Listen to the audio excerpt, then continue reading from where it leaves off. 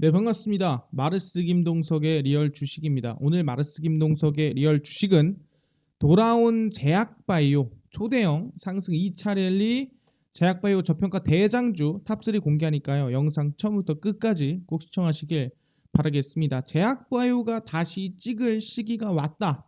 이렇게 말씀드릴 수 있을 것 같고요. 그 종목을 알려드리기 이전에 저희 마르스 김동석의 리얼 주식 유튜브가 여러분들의 사랑으로 빠른 성장 나와주고 있습니다. 현재 구독자 13,200명이고요. 2만 명을 향해 달려가고 있습니다. 제가 너무 정신이 없어서 10,000명 이벤트를 못하고 있는데 10,000명 이벤트 이번 주 안에 제가 오픈할 거니까 기대 많이 해주시면 감사할 것 같고요. 딴 거 안 바랍니다. 여러분들이 영상들 보시면서 큰 도움 받으시고요. 그 다음에 저희 유튜브 구독 버튼, 영상 좋아요 버튼, 그리고 댓글까지 남겨주시면 정말 감사하겠다 말씀을 드리겠습니다. 그럼 오늘의 영상입니다. 바로 제약바이오에 대해서 말씀드리겠는데 제약바이오가 올라갈 시기가 왔다에 대해서 말씀을 드리는 겁니다. 일단은 그 이전에 먼저 말씀드릴 게 있다 한다면 지수 방향에 대해서 걱정하시는 분들이 있는 것 같아서 먼저 말씀을 드리겠습니다. 일단은 지금 지수 방향을 보시면은 최근 들어 좀 반등세가 좀 나오다가 어느 정도 다시 좀 조정을 줄까 말까 하는 상황이라 보시면 될 것 같아요. 근데 항상 얘기하는 거는 전저점까지는 열어놔라. 최근 저점까지는 열어놓고 흔들 수 있다라고 말씀을 드립니다. 코스피도 마찬가지고요. 전 저점까지는 열어놔라 말씀드리는데 두 가지 이유로 설명드리겠는데 첫 번째는 미국의 테이퍼링이 당연히 국내에 영향을 줄 수 있다는 부분이고 이게 이제 11월에 들어가겠죠. 두 번째 같은 경우에는 금통위입니다. 대한민국 금통위에서 11월에 진행되는 금리 인상에 대한 리스크가 증시에 반영되고 있다라 보시면 될 것 같습니다. 그러다 보니까 11월 말이 되기 전에 초중수는 흔드는 거에 대해서 우리가 이상하게 생각하는 게 더 이상한 겁니다. 그렇기 때문에 충분히 흔들 수 있고 오히려 빠지면 오히려 저가에 살 수 있는 기회라고 생각하시면 될 것 같습니다. 그래서 저도 시장에 대해서는 너무 걱정할 필요 없는 것 같고요. 그래서 제약바이오에 대해서 오늘 설명을 좀 드리려고 합니다. 이제 어떤 제약바이오를 사야 돈을 벌 수 있는가에 대해서 말씀드릴 건데 일단 최근에 실적 발표가 나왔죠. 삼성바이오로직스 3분기 영업이익이 1674억 3분기 만에 매출이 지금 1조를 돌파를 했습니다. 그래서 상당히 이번에 코로나 영향도 있고 백신 영향도 있다 보니까 매출이 잘 나오기도 했는데 3분기 만에 지난해 연간 실적 수준을 이번에 삼성바이오로직스가 달성을 했습니다. 매출 4,500억 3분기 매출이고요. 영업이익은 1,674억을 기록을 했고 두 분기 연속 분기 최대 실적을 경신하고 있습니다. 아까 얘기한 대로 백신 영향이 좀 있다라고 생각하시면 될 것 같고요. 최근에 CDMO 그리고 CMO 사업이 사실 좀 성장이 많이 나와주고 있습니다. 그러니까 위탁 생산이죠. 근데 위탁 생산인데 완전히 기술력까지 받아와서 위탁 생산하는 CDMO와 아니면 그냥 위탁 생산만 하는 CMO까지 이 두 가지를 모두 영위하다 보니까 좀 기대감이 커지는 상황이었고 실적도 잘 나왔다 말씀드립니다. 그래서 코로나19 치료제 등 신규 제품 수주에 따른 3공장 가동률 상승에 영향을 받았다는 건데 공장 더 만들죠. 4공장, 5공장 더 만들고 있기 때문에 기대감은 더 커질 것 같다 생각하시면 될 것 같고요. 3분기에만 로슈, MSD 등등 글로벌 제약사와 계약을 체결을 했다라는 부분이고 그래서 실적이 상당히 긍정적으로 나왔습니다. 제약바이오에 대한 다시 한 번 더 좀 이슈가 될 수 있을 만한 실적 발표가 나오고 있다라고 말씀드리겠고 이 실적뿐만이 아니라 기술 수출까지도 최근 들어가지고 기대감이 커지고 있습니다.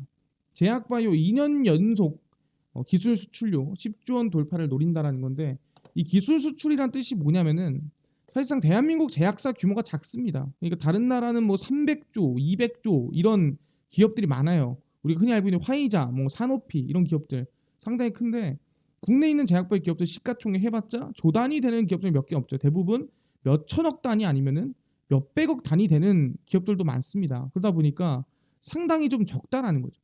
그러니까 이 기업의 기술력이 아무리 좋고 약을 너무 좋은 걸 만들어도 사실상 제가 컴퓨터를 만들었어. 김동석의 컴퓨터 만들었는데 이 김동석의 컴퓨터가 너무 좋아. 반도체 중에서도 TSMC를 넘어서는 공정으로 만든 거야. 그래도 모른다고 아무도. 김동석 컴퓨터 좋은지. 마찬가지로 제약바이오도 대한민국에서 나이백이 잘하는지 어디가 잘하는지 잘 모른다고. 그러니까 약이 좋고 기술력이 좋아도 안 팔려요. 그러니까 그냥 기술만 팔아버리는 거야. 누구한테? 돈 많은 제약사한테. 이걸 빅파마라고 하거든요. 이 빅파마 제약사들한테 우리 기술력이 너무 좋은데 이거 너네들이 팔면은 한 20조, 10조쯤 매출 날 것 같아. 그러니까 우리가 딱 10분의 1 때려서 1조에 팔게. 너네 이거 사가. 9조 먹으면 되잖아. 또는 19조 먹으면 되잖아. 라고 얘기를 하는 거예요. 그래서 얘네가 사가면 얘네 1조의 이익을 얻는 거고 얘네들은 그 기술력으로 약을 만들어내는 거죠. 그래서 보통 이제 대한민국에 있는 제약사들은 이 기술 수출을 한다라고 생각하시면 될 것 같습니다. 뭐 실제로 제약바이오 약을 잘 만드는 기업들은 약도 잘 팔겠지만 셀트리온의 바이오시밀러 뭐 램시마라든가 뭐 아니면 트룩시맙이라든가 뭐 이런 거든 잘 팔리겠죠. 하지만 그건 바이오시밀러죠. 그것도 이제 해외 제약 바이오 비슷한 거를 가지고 와서 복제한 거기 때문에 대한민국 기술력이 아닙니다. 이거는 대한민국의 기술력을 파는 기술 수출이라고 생각하시면 될 것 같습니다. 그래서 올 상반기에만 6조 원 규모의 기술 수출을 일궈낸 것으로 추정이 되고 국내 제약바이오 업계가 여세를 몰아 2년 연속 10조 원 돌파를 나선다라고 얘기하시면 될 것 같은데 중요한 거는 이 10조 원 돌파를 어디서 어떻게 일궈내냐는 거예요. 아니 대한민국 기술력이 좋은 걸 어떻게 알아? 그잖아요. 기술력이 좋으면 어딘가에서 얘기해야 될 거 아니야. 나 기술 좋아요. 나 이런 거 잘 만듭니다. 이런 거 지금 효능이 막 이래요. 이거를 알려줘야 될 거 아니야. 그거를 알려주는 곳이 있고 시기가 있다는 거예요. 그 시기가 지금이라는 겁니다. 그게 뭔 소리냐? 이걸 하나하나 알려드릴 거예요. 그래서 일단 내려가시면은 제약바이오 업계에 따르면 K바이오는 6조 원이 넘는 기술 수출 실적을 달성을 했고요. 뭐 LG 화학이라든가 HK 이노엔, 레고캠 바이오 등 뭐 실적이 어느 정도 있다라고 보시면 되고 대웅제약 같은 경우에도 위식도 역류질환 치료 신약 팩수푸르잔 라이선스 아웃이라는 3분기에도 뭐 여러 가지 실적이 이어지고 있는 상태고 그래서 사실상 실적이 제약바이오는 한 번 팔면은 뭐 몇 천억에서 몇 조 단위입니다. 상당히 크죠. 한미약품도 과거에 뭐 기술 수출 한번 한다고 했을 때 얀센에 뭐 1조, 막 많게는 10조 뭐 이랬거든요. 물론 실패했지만 그렇게 규모가 좀 크다라고 보시면 됩니다. 그래서 10조 원을 2년 연속 달성하지 않겠냐. 2018년도에 5조, 2019년에 8조, 2020년에 10조니까 2021년도 10조 가자. 뭐 이런 얘기입니다.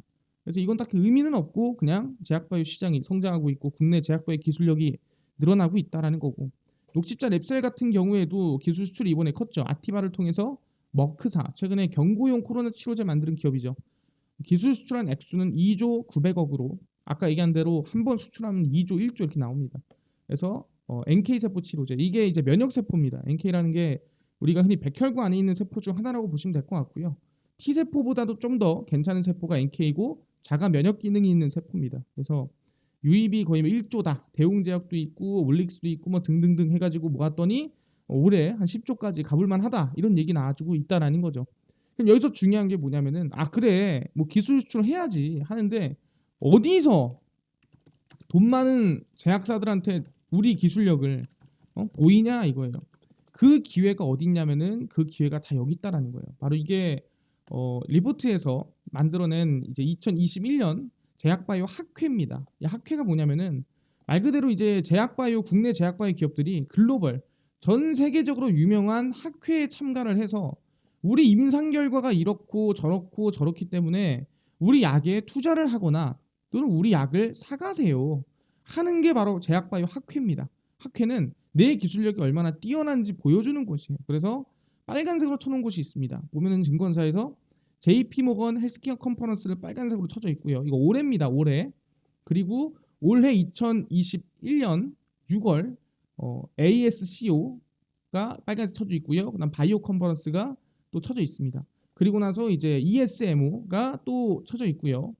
그 다음에 이제 지금 11월 보면은 면역 항암학회입니다. SITC라고 또 쳐져 있습니다. 그래서 지금 보면은 상당히 중요한 학회들이 빨간색으로 이렇게 그어져 있다 보시면 될 것 같고 그 검은색으로 쳐져 있는 건 그럼 필요 없는 의미 없는 학회들인가요? 아니 이것도 전 세계에서 알아주는 정말 대단한 학회들입니다. 하지만 그 중에서도 대한민국의 실적이 좋은 대한민국의 기술 수출이라든가 투자를 받기 좋은 행사들이 이것들이다라고 생각하시면 되고 이게 이번 연도만 진행하는 거냐? 매년 똑같은 시기에 진행하는 학회라고 생각하시면 돼요. 그러니까 무슨 소리냐? 여기에 2021년도라고 섞여 돼 있지만 일자만 하루 이틀 다르고 이 앞에 이걸 22년으로 바꾸면 이제 이게 2022년 일정이 되는 거예요. 그러니까 순서가 바뀌지 않아. 거의 비슷해요. 날짜도 하루 이틀 뭐 길어봤자 뭐 일주일 차이로 왔다 갔다 하지. 대부분 매년 똑같은 시기에 똑같은 이슈를 받고 똑같이 제약바이오가 올라간다라고 생각하시면 될 것 같습니다. 그러다 보니까 우리는 이 학회에 맞춰서 제약바이오들은 자랑을 하고 기술 수출 기회를 얻는다라고 생각하시면 될 것 같습니다. 그래서 좀 예를 들어서 말씀을 드리자면은 우리가 이번에 JP모건 컨퍼런스가 진행이 되지 않았습니까? 가장 첫 번째로 이거는 2019, 18, 20 할 거 없이 매년 진행하는 거예요. 매년 1월 초에 JP모건 컨퍼런스가 진행이 됩니다. 그럼 올해 JP모건 컨퍼런스에 참가했던 기업이 어디 있냐라고 물어본다고 한다면은 이 기업들이에요. 이 기업들이 JP모건 컨퍼런스에 참가를 했습니다.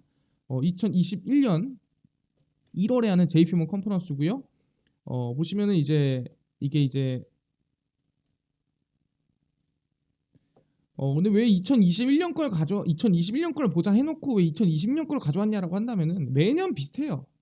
예, 매년 대단하게 뭐 이 참가 기업이 바뀌지 않습니다. 뭐 그래봐야 한 개에서 뭐 두 개 정도 바뀐다 생각하시면 되고요. 그러다 보니까 사실상 JP모건 컨퍼런스 2020년도에 참가한 기업이 뭐 2021년도에 참가하고 22년도에 참가하고 매년 참가한다 보시면 되고 그리고 갑자기 늘어나는 애들이 있어요. 뭐 생각 갑자기 떠오르는 제약바이오 애들이 있는데 그 애들은 뭐냐면은 원래 참가하는데 상장이 안 돼 있다가 갑자기 상장되는 애들 그런 애들이 눈에 띄거든요. 그렇기 때문에 원래 참가하는 애들이 참가하더라. 원래 앞타바이오, 셀리버리, 트리비엔티, 나이백 원래 이런 애들이 참가하는 거고 원래 같은 기업들이 매번 같은 시기에 참가한다 보시면 될 것 같습니다. 그렇기 때문에 이제 대표적으로 좀 기업들을 보자면은 대표적인 기업이 지노맨 컴퍼니라는 기업이 있고요. 대부분 이런 학회에서는 우리가 과거에서나 좀 코로나 얘기를 많이 했지 원래는 학회에서 나오는 말들은 대부분 항암입니다. 왜 항암만큼 시장이 큰 시장이 없어요. 제약바이오 시장이 암 한 개당만 몇십 조씩 하다 보니까 대부분 이 임상 결과를 발표하는 게 항암이다라고 생각하시면 돼요. 그래서 대표적으로 지노맨 컴퍼니라든가 아니면은 대표적으로 뭐 ABL 바이오라든가 뭐 대표적으로 바이오 솔루션이라든가 뭐 티움바이오 이런 기업들이 이제 2021년 초 JP모건 컨퍼런스에 참가를 했습니다. 그럼 2021년 초 1월 초에 진행되거든요. 그럼 언제부터 봐야 되냐? 그럼 이거를 11월부터 봐야 돼요. 11월부터 제약바이오 랠리가 바닥에서부터 좀 시작된다라고 생각하시면 됩니다. 그래서 11월, 12월에 좀 상승폭이 다 나오고요. 그래서 보시면은 2021년 기준으로 지노맨 컴퍼니 보겠습니다. 지노맨 컴퍼니 최근에도 상승 나왔지만 뒤로 쭉 넘겨 보면은 2020년 그러니까 2021년 1월에 진행이 되니까 2020년 11월, 12월에 지노맨 컴퍼니가 바닥에서 상승세가 이제 나와주는 모습을 확인할 수가 있는 거예요. 이런 식으로 JP모건 컨퍼런스를 앞두고 대부분 제약바이오 종목이 상승이 나와줍니다. 이뿐만 아니라 티움바이오 마찬가지로 참가했었던 또는 기대감이 있는 기업이죠. 바닥에서부터 2020년 11월부터 쭉 바닥 찍어주고 쭉 올려주는 모습을 또 확인할 수가 있습니다. 티움바이오뿐만 아니라 아까 얘기한 대로 ABL 바이오 같은 경우에도 비슷한 흐름입니다. 쭉 보시면 11월부터 12월 해서 바닥에서 쭉 상승세가 적지 않아요. 그래서 40% 정도는 나와주고 있습니다. 이러한 종목들이 이제 2021년 1월부터 상승이 나와줬고요. 그 다음에 나오는 게 보통 이제 4월에 AACR을 거치고 그 다음에 이제 나오는 게 뭐 6월 또는 이 8월, 9월에 이제 ASCO라고 생각하시면 됩니다. 대표적으로 HLB가 있죠. HLB가 이번에 ASCO에 참가를 해서 실적을 발표를 했습니다. ASCO 2021에서 리보세라닙 임상 결과 무더기 공개를 했고요. HLB는 매번 ASCO에는 안 빠지고 참가하는 편이에요. 그래서 매년 4만 5천 명의 항암 분야 최고 전문가들이 모여서 임상 연구 결과를 공유하는 학술대회입니다. 그러니까 우리가 이 정도로 대단해. 안 대단하면 안 오겠죠. 대단하니까 오는 거예요. 그래서 이번에 리보세라닙 HLB의 항암제죠. 이거를 발표를 했다 생각하시면 됩니다. 그래서 논문 16건 발표된 데 이어 올해도 34건의 임상 결과를 발표를 했습니다. 얼마나 실적이 좋으면 34개나 자랑스럽게 발표를 했겠어요. 위암, 폐암, 담낭암, 유방암 등등등등 해가지고 세포독성 항암제 이게 이제 가장 항암제 중에 싼 거예요. 화학항암제라고. 그다음 면역항암제. 이 면역항암제를 원래 병용으로 씁니다. 그래서 병용으로 투여된 결과 대조군이 뭐 타고난 효과가 있었다라고 하면서 어쨌든 간에 리보세라닙을 ASCO에서 발표를 했는데 사실상 HLB를 보시면은 매년 9월쯤 됐을 때 ASCO가 9월에 발표되거든요. 우리가 이제 아까 이걸 보면은 ASCO가 어딨냐면은 여기 있죠. 초록이 공개가 되고 ASCO란다. 6월 달에 발표가 되고 그다음에 9월 달에 ESMO가 발표가 되고 그래서 ASCO부터 쭉 끌고 와서 이제 ESMO까지 유럽 종양학회까지 좀 상승이나 좀 기대감이 나오는 경향이 있습니다. 이 빨간색에서 빨간색으로 이어지는 이 시기 동안에. 그래서 HLB를 보시면은 우리가 차트 한번 알 수 있어요. 보시면은 정확히 언제부터? 네, 6월에 저점을 딱 찍어주고 나서부터 보이시죠? 6월에 저점을 정확히 찍어주고 그 다음에 이렇게 추세로 ESMO까지 여기가 ASCO고요. 여기 ESMO까지 올려주는 모습을 확인할 수가 있습니다. 그럼 과거에는 그런 적이 없었냐? 전혀 그렇지가 않습니다. 보시면 2020년도에도 마찬가지예요. 2020년도에도 사실상 이번엔 두 번 올려줬죠. 6월 달에 한 번 올려주고 ESMO 때 한 번 올려주고 해서 두 번 올려주는 모습을 보여줬고요. 그 전년도 같은 경우는 말도 안 되게 올라갔죠. 네, 그래서 이게 6월 달에 저점을 찍어주고 바닥에서 10배 가까이 올라갔습니다. 그러니까 이러한 흐름으로 제약바이오 학회에 따라서 상승이 만들어진다라는 거예요. 그럼 이제 남은 게 뭐냐? 그럼 이제 남은 거는 우리가 SITC 그 다음에 어디 2022년 JP모건 컨퍼런스를 지금부터 준비해야 된다는 거예요. 혹시 SITC 별로 안 중요해요. 이건 왜 중요하냐면은 JP모건 컨퍼런스를 이어주는 학회인 거예요. 이거를 이어주는 여기서부터 제약바이오의 명맥이 끊기지 않고 이어지는 겁니다. 그래서 중요한 거고 이번에 이게 진행이 되면은 아마 JP모건 컨퍼런스 기대감도 같이 나올 것으로 예상이 된다라는 거죠. 그러다 보니까 우리는 지금부터 우리가 어떤 거 제약바이오 종목 또는 제약바이오 항암제 기업들에 대해서 관심을 좀 가져야 된다라고 말씀을 드리겠는데 일단은 제일 중요한 게 뭐냐면은 그 참가했던 기업들이 어디가 있냐 어디가 참가했었냐 라고 했을 때 아까 저희가 2020년 기업들을 봤고요. 그 다음에 2019년 기업도 제가 보여드릴 거예요. 일단 2020년 기업의 대표적인 기업들이 지노맨 컴퍼니, 나이백 제가 정리를 해드릴게요. 여기다가 대표적으로 이거 여기 있으니까 여기서 매번 참가하는 기업들이 있습니다. 뭐 ABL 바이오, 티움 바이오, 네, 그 다음에 뭐 신테카 바이오, 네, 쭉 보면은 지노맨 컴퍼니, 펩트론, 셀리버리 그리고 바이오 솔루션. 얘는 항암제는 아니고요. 얘는 보통 관절염 치료제 만드는 기업입니다. 그래서 대표적으로 볼 수 있을 것 같고 그럼 2019년도는 무슨 기업이 있냐라고 한다면은 제가 리포트를 그래서 뽑아왔습니다. 이게 2019년도에 발표 예정이었던 기업이고 아까 제가 모았던 내용과 별 다를 바가 없다라고 말씀드립니다. 그래서 2019년도 비슷합니다. ABL 바이오, 파맵신, 이때도 나이백, 이때도 신테카 바이오, 뭐 이때도 다 비슷한 거예요.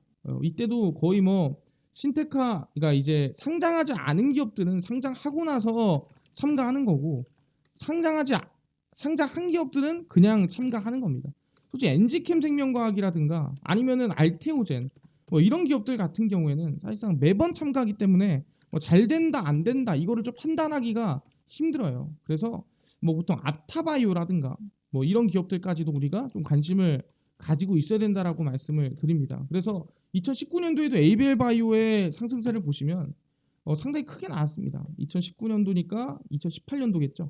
네, 이때죠, 이때. 2018년도부터 시작을 해서 2019년 넘어가는 시기니까 이때 이제 차트를 좀 보시면 바닥에서 주가 상승세가 상당히 좀 크게 나오는 모습 확인할 수가 얼마 안 돼 보이지만 이게 바닥 대비해서 한 100% 가까이 된다라고 생각하시면 됩니다. 그게 ABL 바이오다라고 말씀드리는 거고 뭐 이뿐만 아니라 파맵신도 마찬가지예요. 파맵신 같은 경우에도 상장을 하고 상승이 나왔기 때문에 그 당시에 이 상장을 할 때 주가 상승이 바닥에서 이때도 제약바이오니까 대략 얼마 안 돼 보이지만 이것도 50%예요. 그래서 50%에서 한 100%까지 뜨는 게 제약바이오더라. 그래서 대표적으로 지노맨 컴퍼니, 나이백, ABL 바이오, 티움 바이오, 신데카 바이오, 셀리버리, 바이오 솔루션, 아타바이오 마찬가지로 ABL 바이오, 파맵신, 나이백 매년 비슷한 수준이라고 생각하시면 됩니다. 그래서 우리가 22년도 JP모건 컨퍼런스도 이제 우리가 슬슬 준비해야 된다. 준비할 필요가 있다라고 말씀드리는 거고 거기서 아마 또 참가할 기업은 대충 말씀드리면 티움 바이오 참가할 것으로 예상이 되고요. 그 다음에 ABL 바이오는 당연히 참가할 것으로 예상이 되고요. 나이백도 당연히 참가할 것 같고 바이오 솔루션도 당연히 참가할 것 같습니다. 아타바이오도 당연히 참가할 것 같고 이제 이 기업들을 중심으로 보겠는데 제일 중요한 건 뭐냐면은 여기서 이제 추가되는 기업들이 있다라는 거예요. 매년 새롭게 어느 기업이 올해 참가한다더라 참가 안 한다더라 그런 기업들이 있습니다. 그 기업들을 유튜브에서 제가 천천히 뜰 때마다 정리를 해드리고 알려드릴 거예요. 그렇기 때문에 제약바이오 하면은 마르스 김동석이고 김동석 하면 제약바이오다 뭐 이런 말들이 있었거든요. 그 제약바이오의 상승률 시작이 지금부터다. 그렇기 때문에 상당히 중요하다 말씀드리고요. 위 종목들을 제외하고도 추가적으로 계속 정리해 드릴 테니까 관심을 계속 가지면 좋을 것 같습니다. 오케이, 알겠습니다. 그럼 제약바이오 상승 랠리 시작되고 지금부터 시작인 거 알겠는데요. 그럼 그 전까지 또는 그 종목을 잡과 동시에 저는요 매일매일 당일 좀 급등이 예상되는 종목도 좀 알고 싶고요. 네, 무료로. 그뿐만 아니라 장 시작 전에 좀 이슈가 될 만한 거, 뉴스가 될 만한 거 또는 시황 저 이거 무료로 좀 알고 싶고요. 테마주랑 그다음에 강의랑 뭐 매매법이랑 이런 것도 무료로 좀 나눠주시면은 감사할 것 같습니다. 그래서 김동석 대표가 100% 무료로 나눠드리고 있습니다. 어디서 나눠드리고 있냐라고 한다면 그게 바로 김동석의 리얼 주식 연구소라는 100% 무료 어플입니다. 이 100% 무료 어플은 여러분 각 스마트폰 안에 애플 아이폰이면 앱스토어에서 다운로드가 가능하고요. 그 다음에 나는 안드로이드 갤럭시다 그러면은 구글 플레이나 또는 플레이 스토어에서 다운로드가 가능합니다. 이 구글 플레이 또는 플레이 스토어 앱 스토어에 들어가서 뭐라 검색하냐 김동석의 여기서 리얼 주식 연구소라고 검색을 하시고요.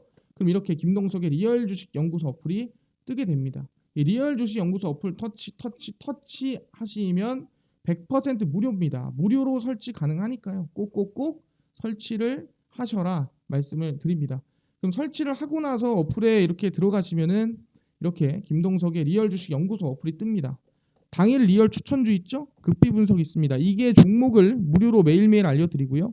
급비 분석은 시황입니다. 장 시작 전에. 그리고 급비 자료는 테마주랑 그다음에 뭐 강의랑 그다음에 단타 매매법 이거 다 무료로 제가 알려드리고 있습니다. 다 무료고요. 들어가시면은 리얼 추천주에서는 제가 이렇게 28일 추천주, 27일, 6일, 5일 추천주 매일 올려드리고 있습니다. 그래서 보시면은 최근에 공개한 한국카본도 당연히 5% 이상 급등이 나와줬고요. 그뿐만 아니라 그 전날 추천드린 25일 추천주 동서도 당연히 10% 이상 급등이 나와줬습니다. 그럼 9월 달에는 괜찮았나요? 9월 달도 수익률 보시면은 나쁘지가 않다. 9월 달 추천 매매 내역이고요. 43%, 15%, 65%, 12%, 19% 나쁘지 않았습니다. 28%. 그래서 종목 매일 올려드리니까 무료거든요. 그래서 어떤 종목이 올라오는지 꼭 무료로 확인하시면 큰 도움 될 수 있을 것 같습니다. 그뿐만 아니라 급비 분석에서는 장 시작 전에 시황을 매일 올려드리거든요. 그래서 들어가시면 해외 증시부터 국내 이슈까지 무료로 올려드리고 있습니다. 그뿐만 아니라 급비 자료에서는 이렇게 테마주, 원전 이슈, 용어 정리, 기술적 분석, 테마주를 싹 다 거의 매일매일 올려드리고 있으니까 들어와서 그냥 무료로 보시면 될 것 같습니다. 그래서 저희 김동석의 리얼 주식 연구소 100% 무료 어플입니다. 그러니까 꼭꼭꼭 다운로드 받아서 종목, 시황, 각각 강의들 다 무료로 알아가시면 좋을 것 같고요. 그뿐만 아니라 저희 마르스 김동석의 리얼 주식 유튜브도 여러분들의 사랑으로 커가고 있습니다.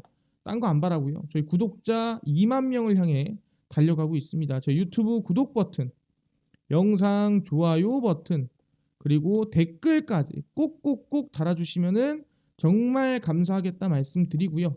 오늘 영상 여기서 마치고 다음 영상에서 더 좋은 영상으로 찾아뵙도록 하겠습니다. 감사합니다.